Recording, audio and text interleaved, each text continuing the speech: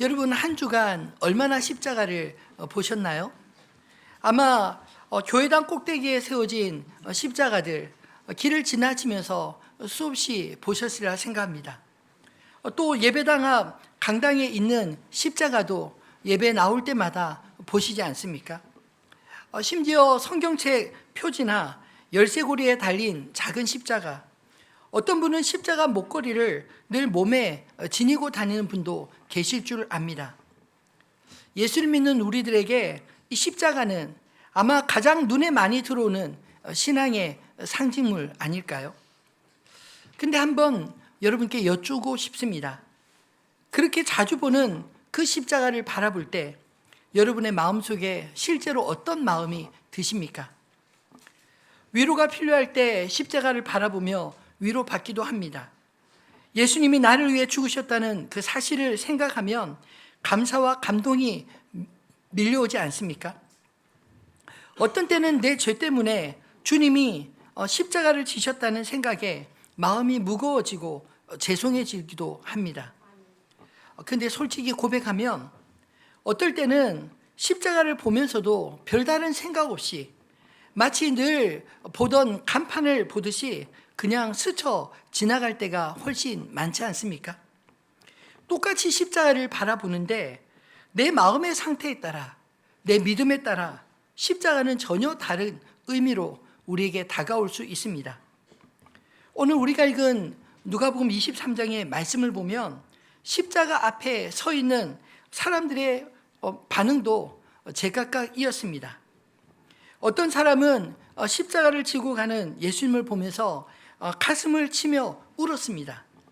어떤 사람은 예수님을 향해 십자가 위에 달린 예수님을 향해 비웃고 조롱합니다. 또 어떤 사람은 십자가 위에서 마지막 순간에 자신의 죄를 인정하며 예수님께 자신의 인생을 맡기고 있습니다. 같은 예수님, 같은 십자가, 같은 자리에 있었는데도 그 앞에 선 사람들의 시선과 마음은 이렇게 각각 다양하게 나타나지 않습니까? 그래서 오늘 설교 제목을 십자가를 바라보는 세 가지 시선 이렇게 붙여보았습니다. 오늘 본문에는 십자가 지고 가시는 예수님을 바라보는 여인들의 모습, 그리고 십자가 아래에서 서 있는 사람들 속에서, 그리고 십자가 위에 달린 두 죄인의 자리에서 십자가를 바라보는 세 가지 다른 시선들을 바라보게 되기를 소망합니다. 오늘 이 말씀을 함께 살피면서 단지 예수님의 고난을 한 번 더 떠올리는 그것으로 끝내지 마시고 나는 지금 어떤 눈으로 예수님의 그 십자가를 바라보고 있는가, 이 질문 앞에 정직하게 서 보시면 좋겠습니다. 혹시 나도 모르는 사이에 감정만 살짝 흔들렸다 금방 잊혀져 가는 시선으로, 혹은 나의 문제만 해결해 달라고 요구하는 시선으로 십자가를 보고 있지 않는지, 아니면 주님이 기뻐하시는 믿음의 눈으로 십자가를 바라보고 있는지 말씀 앞에서 저와 여러분이 함께 점검해 보시면 좋겠습니다. 그리고 그 가운데서 오늘 예수님이 우리 각 사람에게 무엇을 보여주시고 또 어떤 자리로 부르시는지 함께 귀 기울여 들을 수 있기를 소망합니다. 십자가를 바라보는 세 가지 시선 중에 첫 번째 시선은 감정에만 머무는 시선, 즉 십자가의 길에서 불쌍한 예수님만 보는 눈들에 대한 이야기입니다. 이제 장면을 십자가가 세워지기 직전 예수님이 골고다를 향해 끌려가시는 그 길 위로 따라가 볼까요? 누가복음 23장 오늘 본문에 보면 예수님은 이미 밤새도록 재판을 받으셨고 채찍에 맞으시고 군인들의 조롱을 다 당하신 후에 일어난 이야기를 소개하고 있습니다.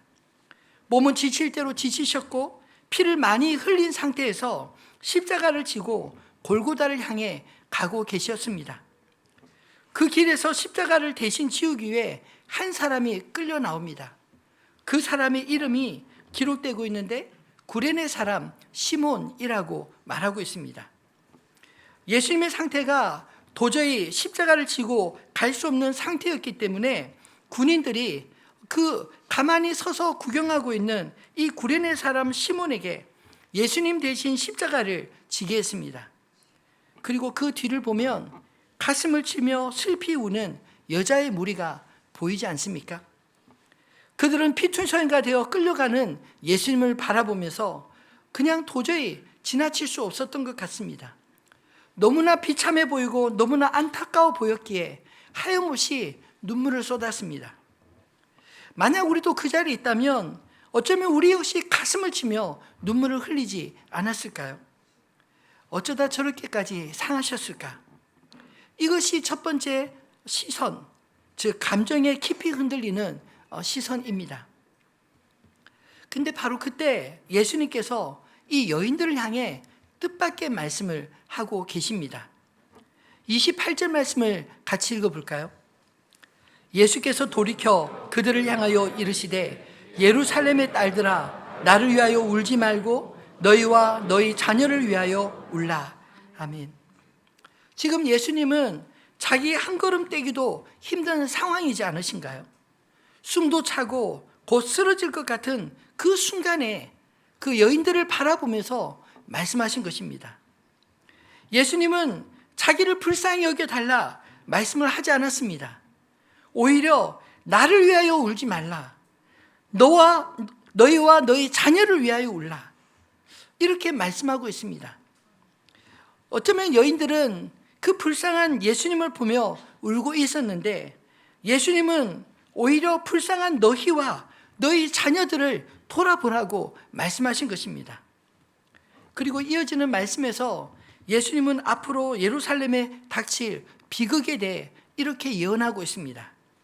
푸른 나무에도 이와 같이 하거든 마른 나무에는 어떻게 되리요? 죄 없으신 푸른 나무 같은 예수님께도 지금 이런 일이 벌어지고 있다면 죄 많은 마른 나무 같은 그들에게 어떤 심판이 임하겠느냐, 이런 말씀 아닌가요? 여인들의 눈에는 억울하게 끌려가는 예수님만 보였지만 예수님의 눈에는 오히려 하나님을 거역한 그 세대, 죄와 심판 앞에 있는 사람들과 그들의 자녀들이 보였던 것입니다.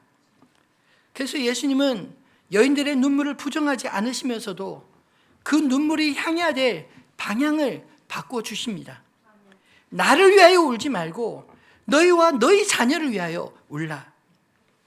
사랑하는 성도 여러분, 이것이 감정에만 머무는 시선을 바라보시는 예수님의 말씀이 아닐까요? 예수님의 고난 앞에서는 충분히 우리의 마음이 움직일 수 있습니다. 영상 하나만 보아도, 찬양 몇 곡만 들어도 눈물을 흘릴 수 있습니다. 근데 문제는 그 눈물이 예수님에 대한 연민에서만 끝나고 내 죄에 대한 눈물, 내 영혼과 우리 자녀들의 영혼을 위한 눈물로 이어지지 않는 것이 아닐까요? 우리도 그럴 때가 있습니다.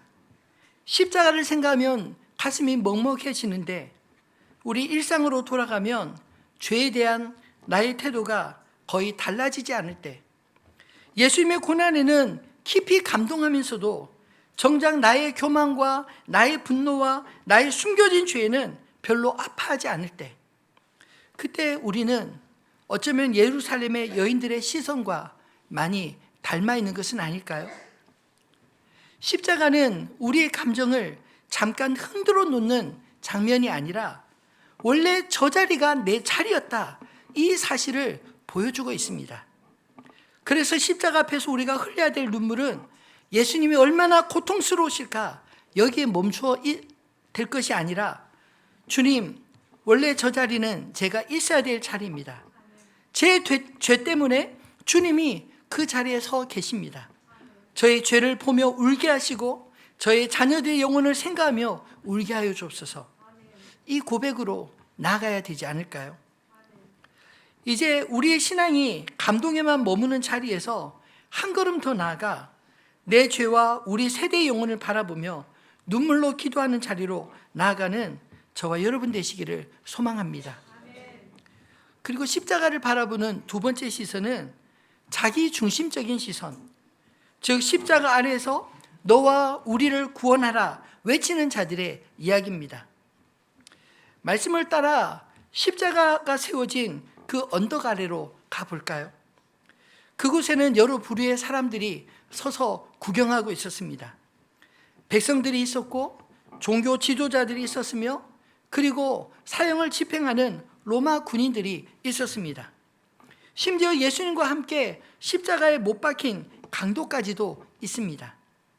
그런데 입장은 다 달라도 그들의 입에서 나오는 말은 놀랍게도 같은 방향의 이야기들이 들리지 않나요?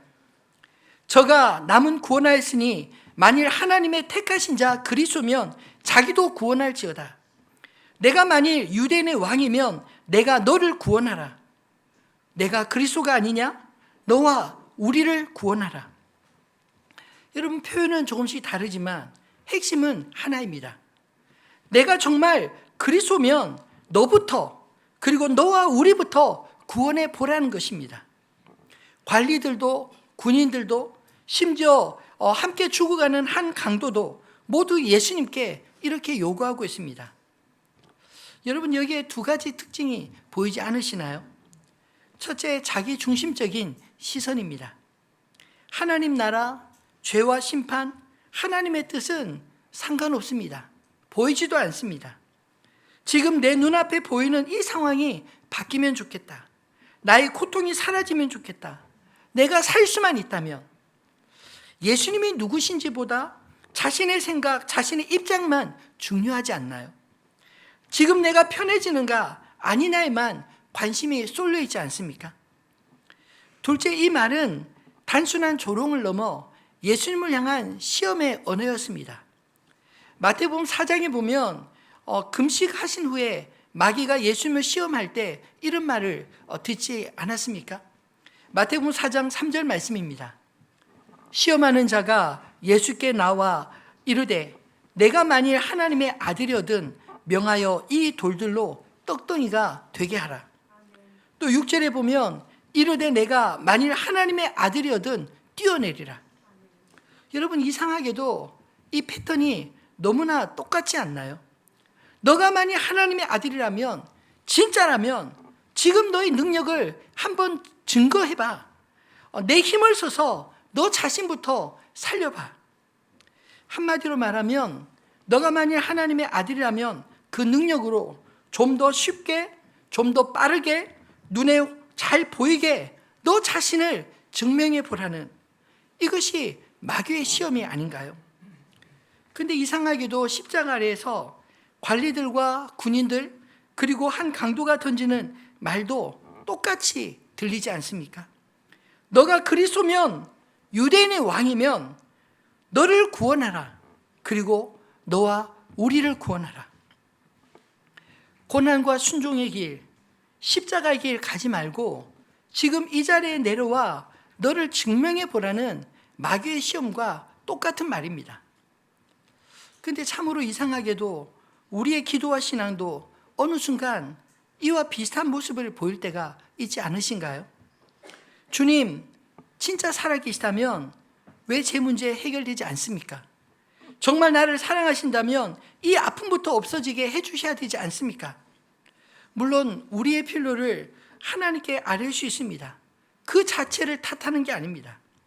그러나 우리의 시선이 온통 나와 우리에게만 머물러 있을 때 우리는 어느새 십자가 아래 군중들과 비슷한 마음으로 예수님을 대할 때가 있지 않나요?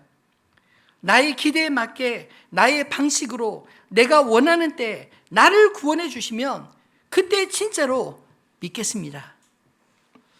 여러분, 그렇다면 예수님은 왜 그 모든 요구와 조롱 앞에서 아무런 응답도 하지 않으셨을까요? 능력이 없어서입니까? 아닙니다. 이미 수많은 기적을 통해 예수님이 누구신지 분명히 보여주지 않으셨나요? 예수님이 침묵하신 이유는 단 한 가지입니다.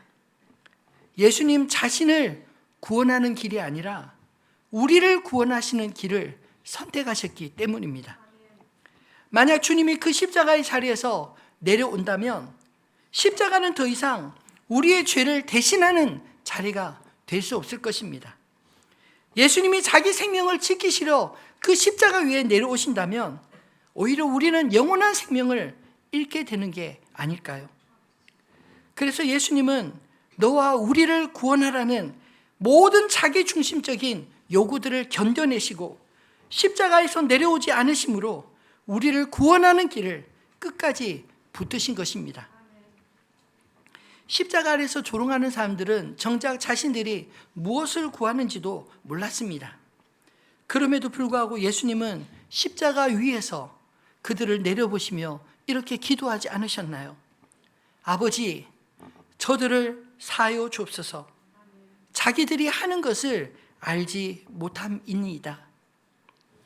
여러분, 자기 중심적인 신앙은 항상 나부터 어떻게 해달라, 눈앞에 이 상황부터 바꿔달라 요구하지만 예수님은 그 모든 시험의 말을 견디시고 우리의 영혼을, 우리의 영원한 운명을 하나님의 심판에서 우리를 건져내는 길을 선택하신 것입니다. 혹시 우리의 시선도 십자가 아래 군중들의 시선처럼 자기 중심에만 머물러 있지는 않으신가요? 나를 구원하라, 우리 가정을 구원하라, 이 요구에만 머물러 계지 마시고 먼저 십자가에서 자기를 구원하지 않으심으로 우리를 구원하신 예수 그리스도를 깊이 생각하시기를 주님의 이름으로 축원합니다. 십자가를 바라보는 세 번째 시선은 구원에 이르는 시선, 십자가 위에서 나를 기억하소서 고백하는 한 죄인의 이야기입니다. 이제 마지막으로 우리 시선을 십자가 위로 옮겨볼까요? 예수님 좌우편에는 두 강도가 예수님과 함께 십자가에 달려 있었습니다. 겉으로 보면 세 사람 모두 똑같이 죄인의 모습, 똑같이 실패자의 모습, 똑같이 죽어가는 모습이 아닌가요? 근데 십자가 위에 두 사람조차 같은 십자가에 달리신 예수님을 바라보는 시선이 달랐습니다. 한 강도는 조금 전 우리가 보았던 군중과 똑같이 말하고 있습니다. 39절 말씀 같이 읽어볼까요? 달린 행악자 중 하나는 비방하여 이르되 아멘. 같이 죽어가면서 말한 이 사람의 이야기를 들어보면 십자가 아래 사람들과 전혀 다르지 않습니다. 너가 정말 그리스도라면 너도 살고 우리도 한번 살려봐. 비방하며 자기 중심적인 시선으로 예수님을 압박하고 있지 않나요? 그런데 다른 편 한 강도는 같은 고통, 같은 상황에서도 전혀 다른 말을 하고 있습니다. 그의 입에서 나오는 말은 세 가지 단계로 나눠볼 수 있습니다. 첫째, 하나님을 다시 두려워하는 시선을 회복하여 예수를 보고 있습니다. 40절 말씀에 보면 하나는 그 사람을 꾸짖어 이르되 내가 동일한 정죄를 받고서도 하나님을 두려워하지 아니하느냐. 이 강도는 먼저 지금 이 자리가 단순히 억울한 재판의 결과가 아니라 하나님의 재판 앞에 서 있는 자리라는 것을 인정하고 있습니다. 여러분, 고통은 누구에게나 찾아오지 않나요? 어떤 사람은 고통 중에 하나님을 원망하고 등을 돌리지만 어떤 사람은 같은 고통 속에서도 다시 하나님을 기억하고 하나님을 두려워할 줄 아는 것입니다.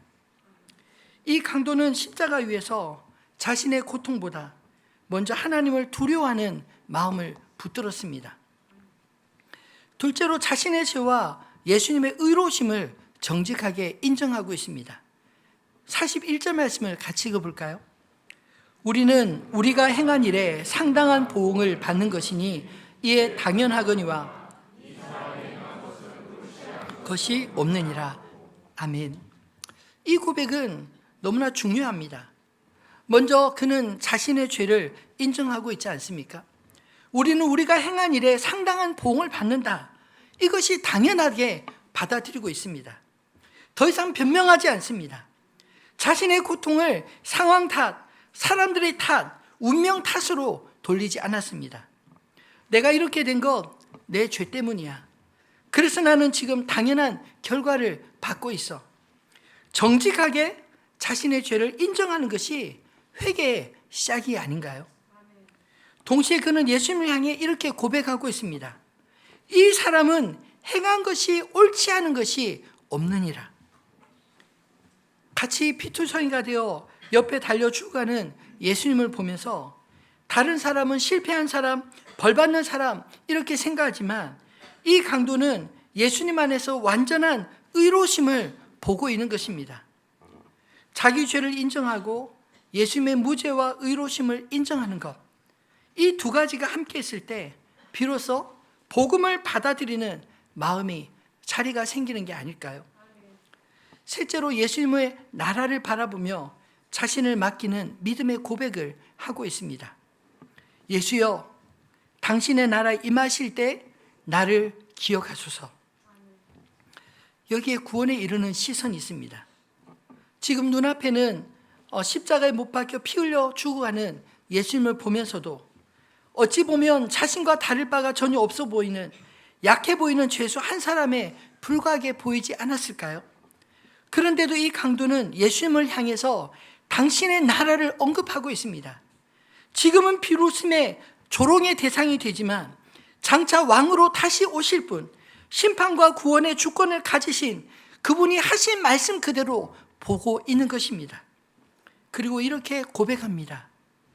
나를 기억하소서.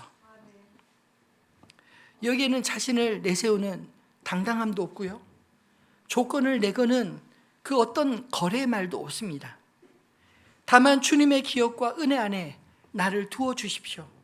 나는 아무것도 내세울 것이 없지만 주님이 나를 기억해 주신다면 주님, 그것으로 충분합니다. 예수님을 향해 자신을 맡기는 겸손한 의탁만이 보이지 않습니까? 여러분, 이것이 십자가 위에서 드러난 구원에 이르는 시선인 것입니다. 그리고 그 고백에 주님은 즉각적으로 응답하셨습니다. 43절 말씀을 또 읽어볼까요? 예수께서 이르시되 내가 진실로 내게 이르노니 오늘 내가 나와 함께 낙원에 있으리라 하시니라. 아멘. 이 오늘이란 말은 구원이 언젠가 막연한 미래 이야기가 아니라 지금 이 자리에서 시작되는 현실임을 강력하게 말씀하시는 것입니다. 내가 나와 함께 라는 말씀은 천국의 본질이 좋은 환경보다 예수님과 함께 있는 것임을 말씀하는 게 아닌가요? 낙원에 있으리라 하는 말씀은 죄와 심판에서 풀려나 하나님의 임재와 안식 가운데로 들어가는 완전한 회복을 약속하신 것입니다. 사랑하는 성도 여러분, 십자가 위에 두 사람은 똑같은 고통 속에서 똑같은 예수님을 똑같은 거리에서 바라보고 있지 않나요? 그러나 한 사람은 끝까지 조롱과 자신의 요구에 시선을 놓지 않았고, 다른 한 사람은 하나님을 두려워하며 자신의 죄를 인정하고 예수님의 의로우심과 그가 말씀하셨던 하나님 나라를 바라보며 자기를 맡기는 것을 선택하였습니다. 그랬더니 바로 그 자리에 구원의 문이 그에게 열린 것입니다. 여러분, 우리도 강도처럼 십자가 앞에서 이 네 가지를 붙잡을 수 있기를 바랍니다. 하나님을 두려워하는 마음, 자신의 죄를 인정하는 정직함, 예수님의 의로우심과 왕되심을 바라보는 믿음, 그리고 무엇보다 나를 기억하소서 자신을 맡기는 겸손한 의탁. 이것이 십자가를 바라보는 세 번째 시선, 즉 구원에 이르는 시선이 아닐까요? 바라기는 저와 여러분 안에 예수님의 십자가를 바라보는 구원의 눈길이 있기를 주님의 이름으로 축원합니다. 말씀을 맺겠습니다. 예수님의 십자가를 바라보는 이 세 가지 시선을 통해 오늘 우리도 십자가 앞에 서 있다는 이 사실을 깨닫게 되시기를 바랍니다. 그럼 십자가 앞에서 우리는 어떤 선택을 해야 할까요? 십자가의 길에서 예수님의 고난을 바라보며 눈물이 나지만 내 죄와 영혼을 바라보지 못하는 그런 감정에만 머무는 신앙이 되겠습니까? 십자가 아래에서 나와 우리를 구원하라, 그 말 속에 드러난 자기 중심적인 요구만 하시겠습니까? 아니면 십자가 위에서 자신의 죄를 인정하고 예수님의 나라를 바라보며 나를 기억하소서 주님께 여러분을 맡기시겠습니까? 이제 우리에게 중요한 것은 그 시선을 잘 이해하는 것이 아니라 지금 나는 어떤 눈으로 예수님의 십자가를 바라보고 있는가, 말씀 앞에서 정직하게 마주 서보는 것이 아닐까요?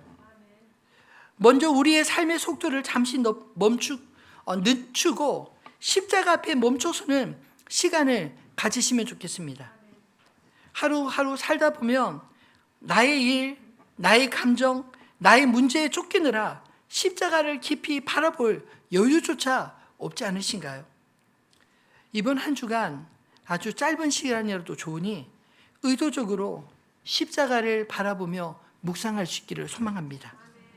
그때 지금 내가 어떤 시선으로 십자가를 바라보고 있는지 조용히 점검해 보시면 좋겠습니다. 둘째로 나의 기도의 방향을 한번 들여다보시면 좋겠습니다. 지금 나의 기도 제목, 나의 신앙의 중심은 언제나 나와 우리에만 머물러 있지는 않으신가요? 이 문제만 해결되면, 이 어려움만 빨리 지나가게 되면 좋겠다. 만약 우리의 기도가 여기에만 머물러 있다면 십자가 아래에 서 있었던 사람들의 시선과 다를 바가 무엇일까요? 물론 우리는 우리의 필요를 하나님 앞에 아뢰을 수 있습니다.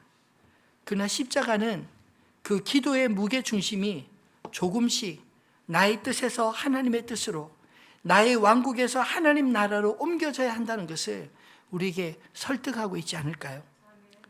이번 주에는 기도할 때마다 지금 내 기도의 중심이 어디를 향하고 있는지 잠깐이라도 점검해 보시기를 바랍니다.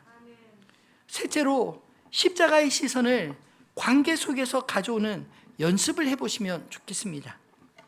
십자가 아래 사람들은 예수님을 구경거리, 조롱거리로 보았습니다. 근데 우리도 모르는 사이 우리 역시 사람들을 그렇게 대할 때가 종종 있지 않습니까? 가정에서조차 나를 힘들게 하는 사람인지 도와주는 사람인지 평가하기 쉽고, 직장과 교회에서도 상대방을 나에게 유익한 사람인지 아닌지로만 쉽게 나누어 버리는 그런 습관들 말입니다. 그러나 십자가는 나 자신을 향해 원래 저 자리는 너의 자리였다라고 말하고 있습니다. 내 앞에 있는 사람들 향해서도 이 사람 역시 내가 사랑해서 붙들고 있는 사람이다. 그렇게 주님이 말씀하고 계시지 않나요? 이번 한 주간 동안 마음에 잘 받아들이지 않는 사람이 생각난다면, 거슬리고 불편한 사람이 떠오른다면 그 사람을 바라보는 내 시선을 한번 십자가 쪽으로 옮겨보시면 좋겠습니다. 주님이 이 사람을 어떻게 바라보고 계실지, 주님이 이 사람에게 어떤 일을 이루고 싶어 하시는지, 이 질문을 마음속에 조용히 던져보는 것만으로도 우리의 태도가 조금씩 변화되지 않을까요? 복음은 먼저 나를 향한 십자가의 시선을 깨닫게 하고, 거기서 한 걸음 더 나아가 다른 사람을 향한 십자가의 시선을 배우게 합니다. 마지막으로 십자가 위의 두 강도를 다시 깊이 묵상해 보시기 바랍니다. 우리 모두가 십자가 옆에 있는 양쪽의 죄수와 같이 모습이 아닐까요? 이 두 사람 모두 같은 예수님을 같은 거리에서 보았습니다.